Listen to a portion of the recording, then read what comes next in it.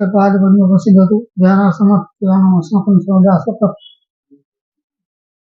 श्रीवल्लभचरणं शरणं सर्वदेहिनां समस्तदोषदहनं मस्तके रास्तं।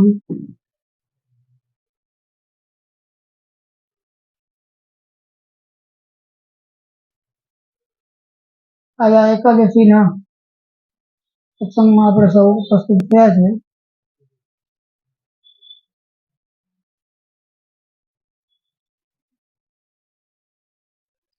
આખું ભગવદ્ ગીતામાં ભગવાન જ્યારે અતિશય વ્યગ્ર અને અતિશય ગૂંચવાયેલા અર્જુનને જ્યારે આજ્ઞા કરે છે, કેમ કે એ પ્રશ્ન એમ પૂછે છે કે આપે જે કર્મ જ્ઞાન અને બધા ઉપદેશ મને આપ્યા એમાંથી મારે શું કરવાનું એ મને કંઈ સમજાતું નથી। કેમ કે બધું કેટલા બધા જાતના સાધન આપણે બતાવ્યા, એમાંથી મારે કરવાનું સાધન કયું છે એ મને સ્પષ્ટ સમજમાં આવતું નથી। ત્યારે પ્રભુ આજ્ઞા કરે છે કે ઈશ્વર સર્વભૂતાનામ હૃદય અર્જુન તિષ્ઠતિ બ્રાહ્મણ સર્વભૂતાની યંત્ર આરૂઢાની માયા। કે ઈશ્વર છે એ બધાના હૃદયમાં બિરાજે છે અને માયાથી જે જીવ મોહિત થાય છે એ પણ ભગવદ ઈચ્છા જ છે એમાં કાંઈ, જેના કારણે જીવ માયાથી મોહિત થાય છે। તો એ ભગવદ ઈચ્છા છે કે જેનાથી માયાથી મોહિત થાય છે, તો એક સીધી વાત છે કે એવું ના થાય એના માટે એનો જ આશ્રય કરવો પડે, બીજો કોઈ ઉપાય એમાં સિદ્ધ થાય નહીં। કેમ કે બીજો કંઈ પણ ઉપાય કરે પણ ભગવદ ઈચ્છા જેની એવી હોય કે માયાથી મોહિત થાય, તો એ પાછો માયાથી મોહિત થાય, એના ઉપાયો કંઈ કારગર સિદ્ધ ના થાય। તો એના ઉપાયો કારગર સિદ્ધ ના થાય એની પાછળનું કારણ એ છે કે જે અર્જુનની સમસ્યા હતી એ જ સમસ્યા છે કે ભગવાન વ્યવસાયિકમાં બુદ્ધિ કે છે કે વ્યવસાયાત્મિક આ બુદ્ધિ અર્જુનને આજ્ઞા કરે છે કે એવી હોવી જોઈએ કે જેનાથી અને એ બુદ્ધિનું દાન પણ પાછું ભગવાન જ કરે છે, બીજી ક્યાંયથી બુદ્ધિ આવતી નથી। એ બુદ્ધિ કેવી છે કે જેનાથી આજ્ઞાનું પાલન કરે છે ભગવાનની, એને વ્યવસાયાત્મક બુદ્ધિ કહેવાય। ભગવદ આજ્ઞાનું પાલન કરવાનું એનામાં ભાવ આવે છે, એ બુદ્ધિના કારણે એનો ઉદ્ધાર થઈ શકે, બીજી કોઈ ઉપાયથી કે બીજા કોઈ વસ્તુથી એનો ઉદ્ધાર ન થાય। એટલે જ્યારે આ આજ્ઞા પ્રભુ કરે છે તો એ પાછો એ પ્રશ્ન કરે છે કે આ તો આપણે એક જનરલ રૂલ રૂપે બતાવ્યું કે ભાઈ બધા જે કર્મ જ્ઞાન ને બધા જે સાધનો છે એનો સાર કાઢીને આપણે કહી દીધું કે ઈશ્વરનું શરણ કરવું જોઈએ જીવ એમ, બીજું આમાં કાંઈ ઉપાય નથી। તો છતાં હું તો હજી આપનો મિત્ર છું અને આપનો નજીકનો છું, એમ પ્રિય છું, તો પછી કંઈક એવું મને હજી બતાવો કે જે સરળ હોય। કેમ કે જે ઈશ્વરની શરણાગતિ છે એના પણ ષડંગ છે, એ 6 અંગ વગરની જો શરણાગતિ હોય તો પાછી ફલિત થાય નહીં। કેમ કે શાસ્ત્રમાં જે બતાવેલી શરણાગતિ છે એ 6 અંગોથી યુક્ત છે, એને આપણે આપણા સર્વનિર્ણયમાં પણ આચાર્ય એનો ઉલ્લેખ કર્યો છે। જે અનુકૂલસ્ય સંકલ્પ પ્રતિકૂલસ્ય વર્જનમ ભર્તૃત્વે વરમ યથા આત્મનિક્ષેપ કાર્પણ્ય ષડવિધા શરણાગતિ રક્ષિષ્યતિ વિશ્વાસો ભર્તૃત્વે વરમ યથા આત્મનિક્ષેપ કાર્પણ્ય ષડવિધા શરણાગતિ। આ 6 અંગ એના બતાવ્યા। હવે એ જો 6 અંગમાંથી કાંઈ પણ તૂટતું હોય, કાંઈ પણ એમાં ના હોય શરણાગતિમાં, તો એ પરિપૂર્ણ થાય નહીં।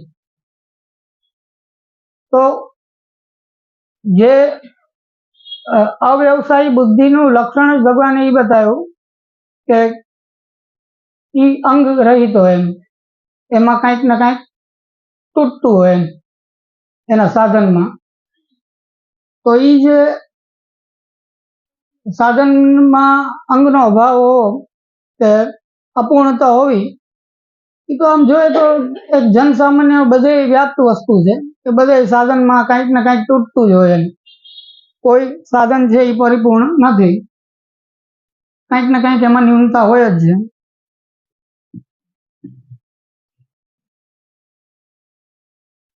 તો પછી આ વિશેષ અહીંયા શું કેવી રીતના એમાં વિચાર થઈ શકે?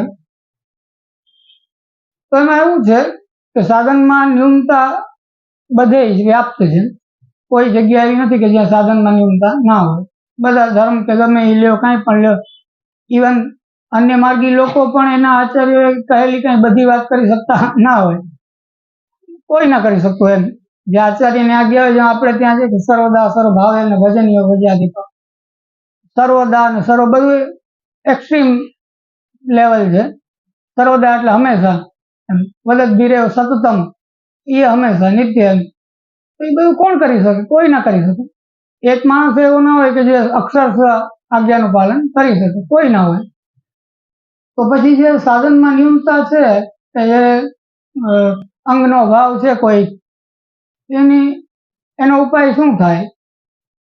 તો એનો ઉપાય એ થાય કે ભગવત શરણાગતિ. એટલે અહીંયા કીધું કે એને શરણે જાય કોઈ એની વ્યવસાયિક આ બુદ્ધિ પૂરી થાય. નકર એનો અંગનો અભાવ કંઈક ને કંઈક રહે એમ, ત્યાં સુધી પૂર્ણતા એની ના થાય. એટલે આપણે ત્યાં જેમ વૈદિક કર્મનો સ્વીકાર કરવામાં આવ્યો છે, તેમ કે આપણે જે પુષ્ટિ માર્ગ છે એ વેદને અનુકૂળ માર્ગ છે, પ્રતિકૂળ નથી એમ, પણ પાછો વેદને આધીન નથી. એટલે એ જે અનુકૂળતા વેદને છે એનો મતલબ શું થયો કે જે કંઈ કરવામાં આવતા કર્મ છે એ બધાનો આપણે સ્વીકાર કર્યો કર્મોનો. એ સ્વીકાર કર્યો છે, પરંતુ એ સ્વીકાર કરવાની સાથે સાથે આપણે એમાં શું ઉમેરો કર્યો કે આપણે જે કંઈ સંકલ્પ કરીએ એમાં આપણે કહીએ કે ગોપીજન વલ્લભ પ્રીત્યર્થ, એના માટે હું કરું છું એમ. આ જે કંઈ કર્મ કરું છું એ ભગવાન માટે કરું છું એમ કરીને આપણે એના જે દોષ છે એમાંથી આપણે છૂટી જઈએ છીએ.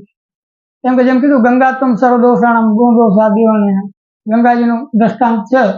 ગંગાજીમાં જે કંઈ ભળે એ બધું ગંગાજી વધ થઈ જાય. એવી રીતના ભગવાનને સંબંધ જેને પણ થાય એના દોષની નિવૃત્તિ થાય. પછી કર્મ હોય તો એના કર્મના દોષની પણ નિવૃત્તિ થાય. એટલે એ ન્યાયથી આપણે એમાં સંકલ્પમાં કહીએ છીએ કે ગોપીજનો વલ્લભ પ્રીત્યર્થ થાય. અને એમ કરીને આપણે એ દોષ એમાં જે ન્યૂનતા હોય કર્મની, એ ન્યૂનતાથી પણ નિવૃત્ત થઈ જાય છે. અને બીજા નંબરમાં એ કર્મ કરવાના કારણે કોઈને અન્યાશ્રયની આશંકા હોય તો એમાંથી પણ નિવૃત્ત થઈ જાય. એકાગ્ર બે પક્ષી એને કહેવાય ને, એક જ સંકલ્પથી બે કાર્ય સિદ્ધ થાય.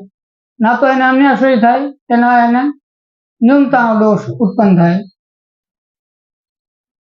એવી રીતના અહીંયા પ્રભુ જે આજ્ઞા કરે છે એ આજ્ઞા કરે છે કે શરણે જાય જીવન, તો એના જે અંગભંગ થયેલા ધર્મો છે એ બધા પૂર્ણ થાય જો શરણે જાય તો. એમ શરણે ગયા વગર શું લક્ષણ છે? જેમ અર્જુને ભગવાનની સામે આશંકા વ્યક્ત કરી કે કચીનો ભય વિભ્રષ્ટ છિન્ના ભ્રમ્યું સર્વથા, કે ક્યાંક હું સાવ ભ્રષ્ટ થઈને નષ્ટ નહીં થઈ જાઉં ને એમ, એવી આશંકા એને ભગવાનની સામે વ્યક્ત કરી. આ બધા અર્જુન તો એક ખાલી ઉપલક્ષણ છે. આ બધા પ્રશ્નો બધાયના છે.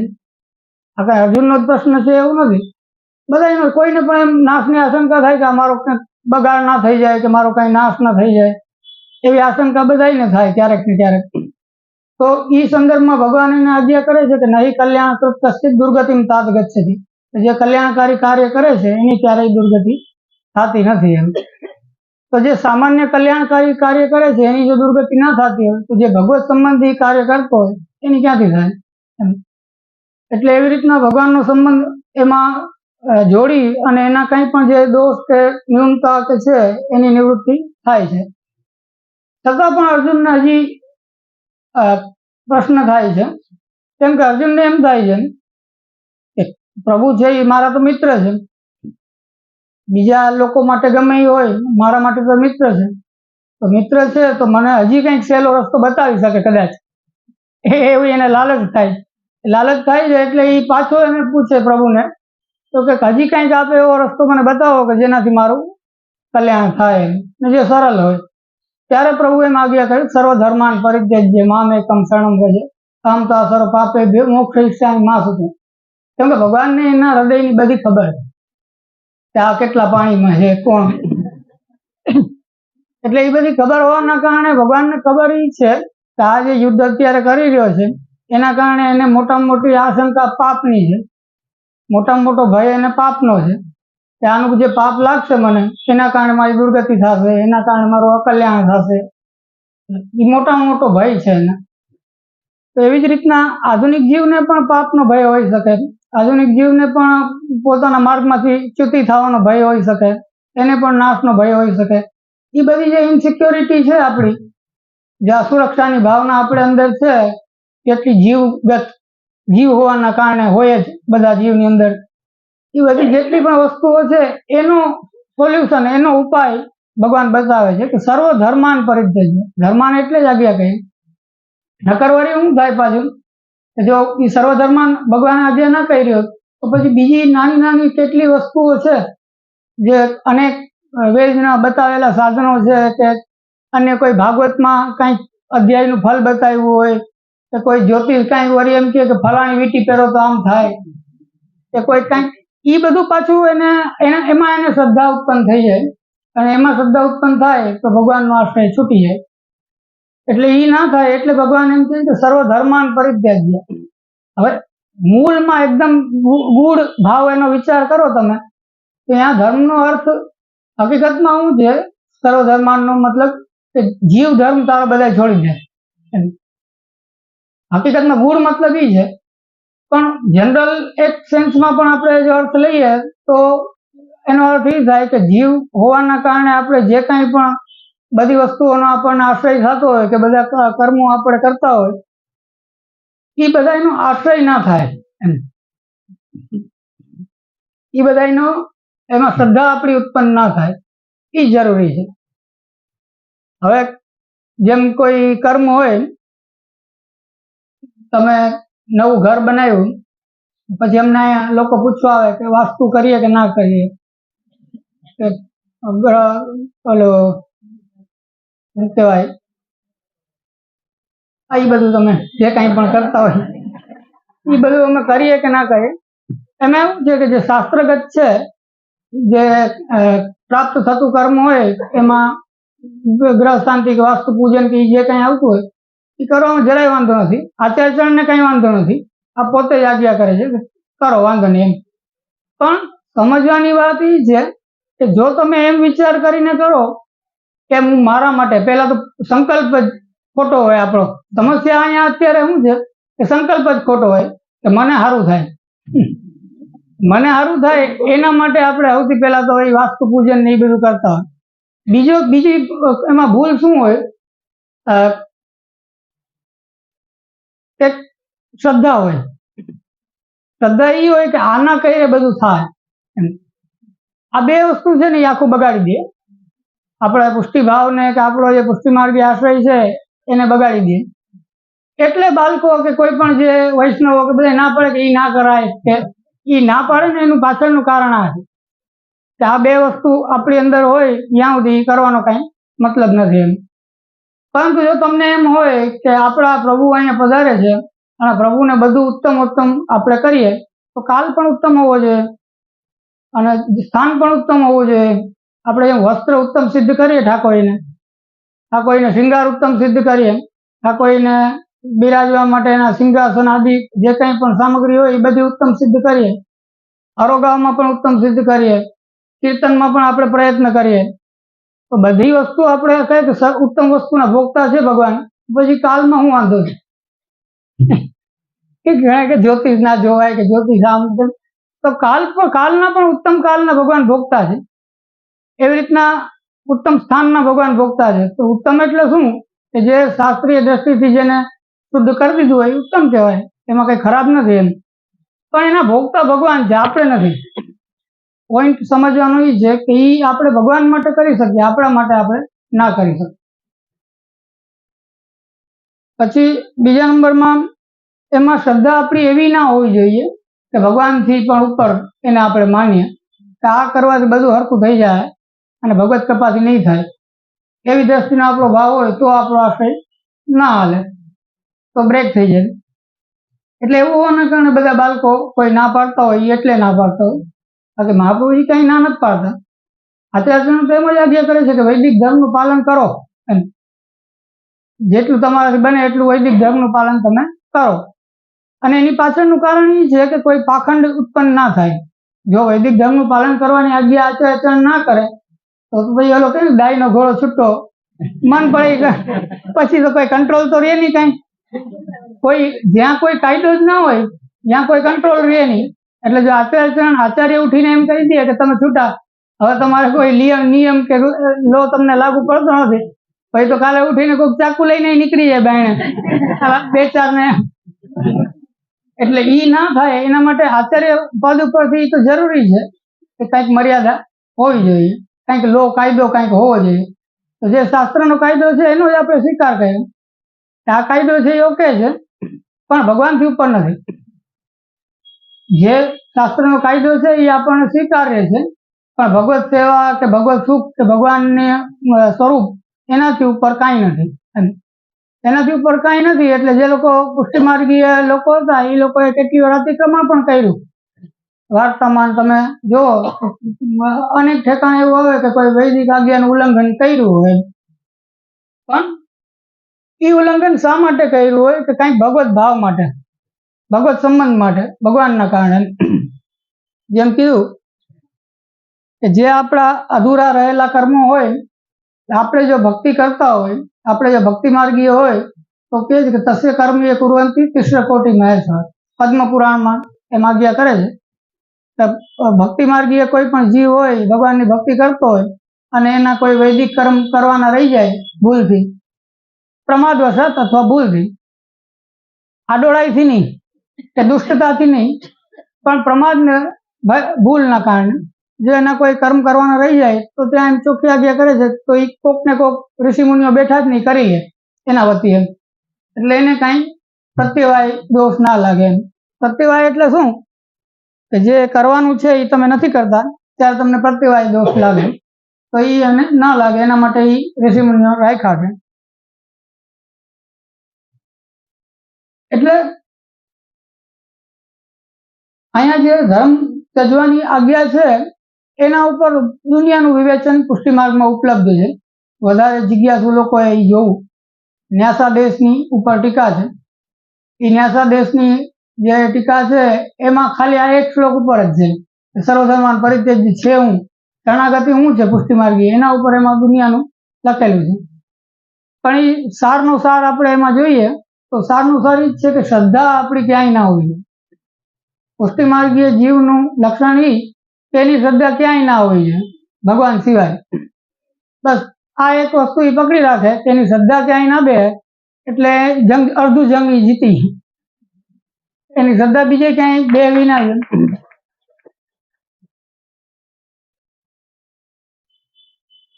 એ રીતના જુઓ તો આપણે નાસ્તિક થી મોટા નાસ્તિક છે.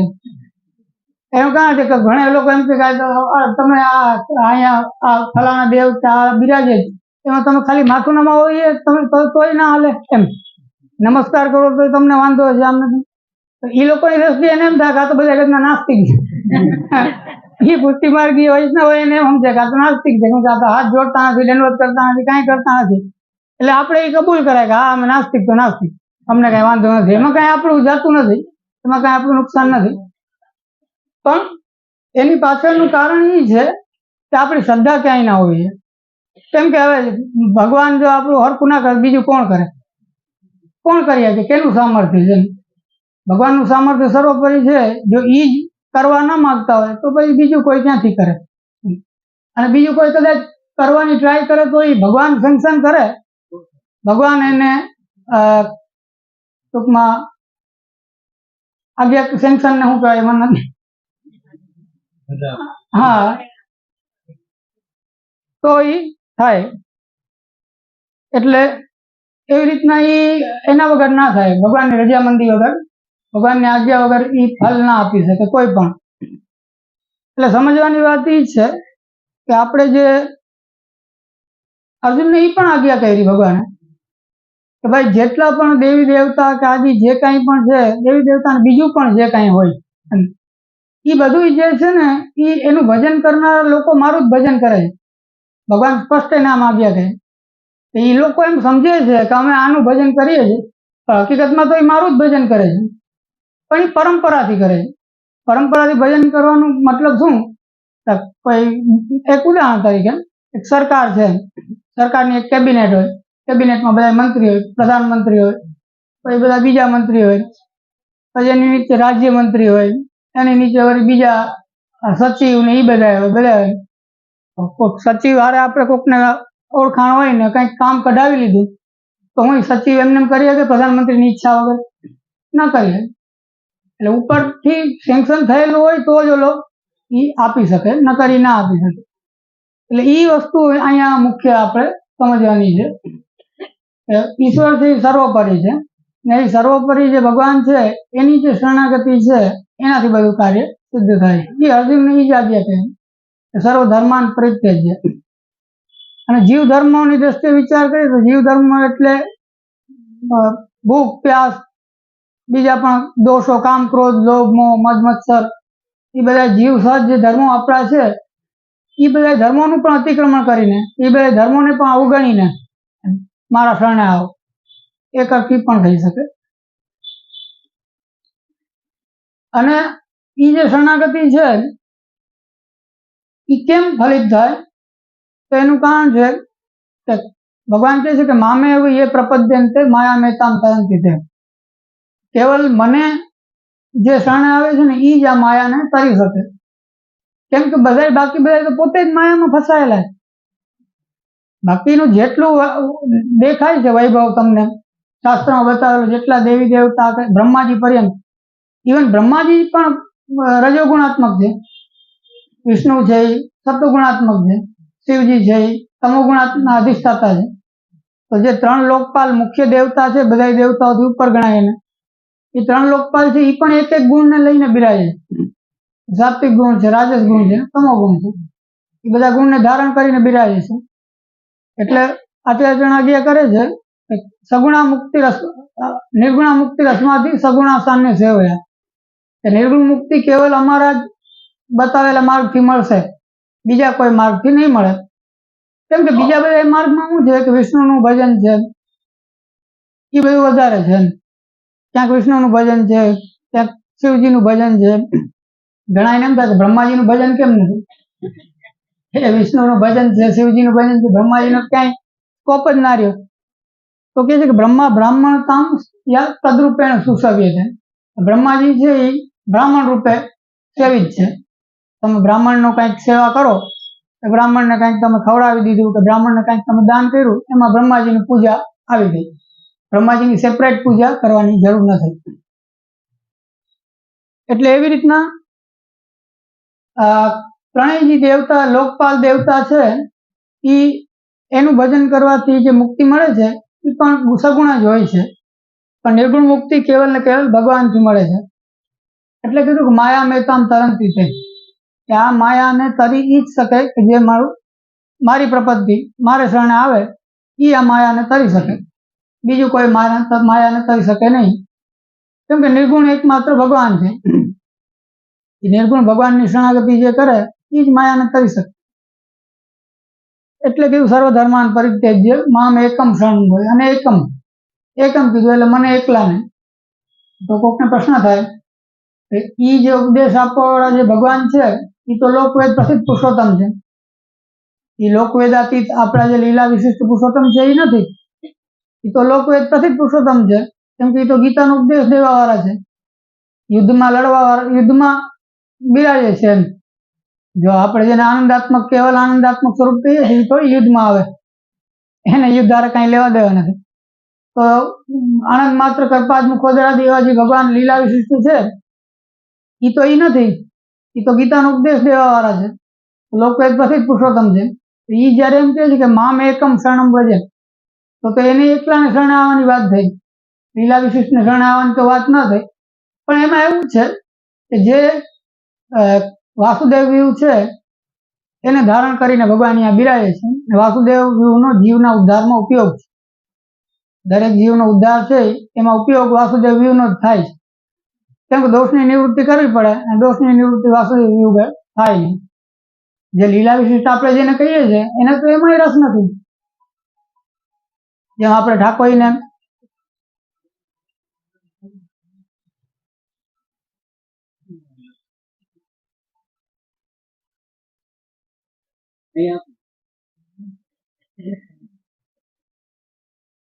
આપણે જેને આપણે લીલા વિશિષ્ટ કહીએ છીએ એને આપણા દોષમાં જ ઇન્ટરેસ્ટ નથી કાંઈ. એને આપણા દોષની નિવૃત્તિ કરવામાં કોઈ એને પ્રયોજન નથી એમ. તો પછી કોકને તો દોષની નિવૃત્તિ કરવી પડે. એટલે એ વાસુદેવ વ્યૂહથી કાર્ય થાય છે કે આપણા દોષો નિવૃત્ત થાય અને જ્યારે આપણે ભગવાનને યોગ્ય થઈએ ત્યારે પછી કેવલ જે લીલા વિશિષ્ટ છે એનો આપણને સંબંધ થાય. ત્યાં સુધી તો આપણે વાસુદેવ વ્યૂહનું કામ પડવાનું જ છે. જ્યાં સુધી આપણામાં કંઈક ને કંઈક મિશ્ર ભાવ રહેલો છે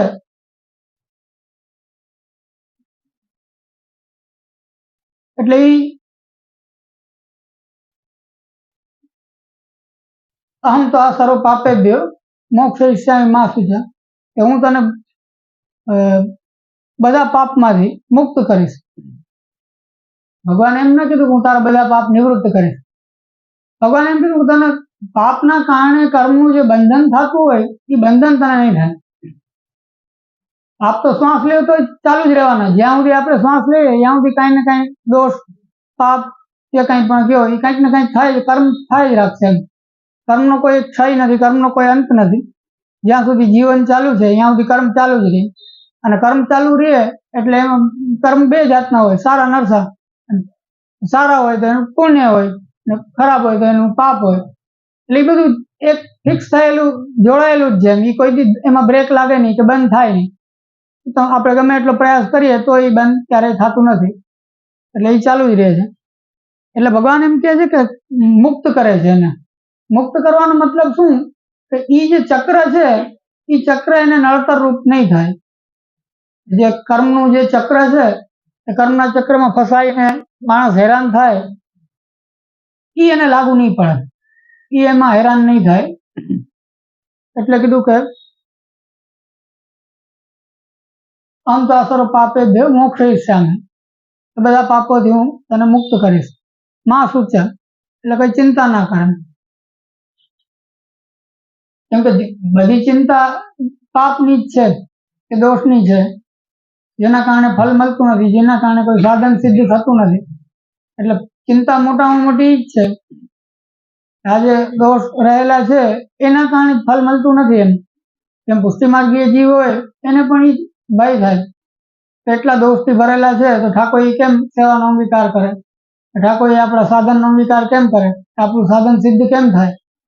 સમસ્યા તો બધી હરકી જ છે, એક જ છે. તો જે દોષની ચિંતા કે જે પાપની ચિંતા આપણી અંદર રહેલી છે એમાંથી આ મુક્ત કરવાની વાત છે.